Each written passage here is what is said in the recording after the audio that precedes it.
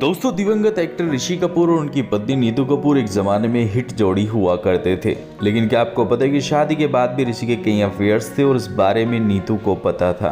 अब हाल ही में नीतू के एक पुराने इंटरव्यू का पेपर कटिंग वायरल हो रहा है, जिसमें उन्होंने माना कि उन्हें ऋषि के अफेयर्स के बारे में सब पता था। साथ ही उन्होंने ये भी खुलासा किया कि कई बार उन्होंने ऋषि को रंगे हाथ पकड़ा।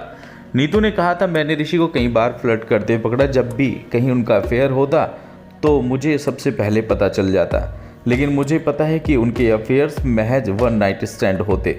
2 साल पहले तक मैं उनसे इस बात के लिए लड़ाई करती थी, लेकिन अब मैंने इस एटीट्यूड को एडॉप्ट कर लिया, इसलिए मुझे उनके अफेयर से कोई फ़र्क नहीं पड़ता।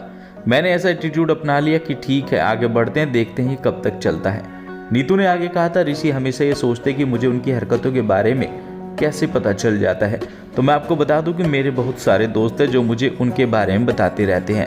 मैं उनसे इतना ही कहती हूँ कि मैं इस बारे में सब कुछ जानती हूँ, तो अब इस बारे में भूल जाना चाहिए। वो मेरी बात मान भी जाते थे। नीतू कहती है, हम एक दूसरे को लेकर काफ़ी कॉन्फिडेंट हो गए हैं।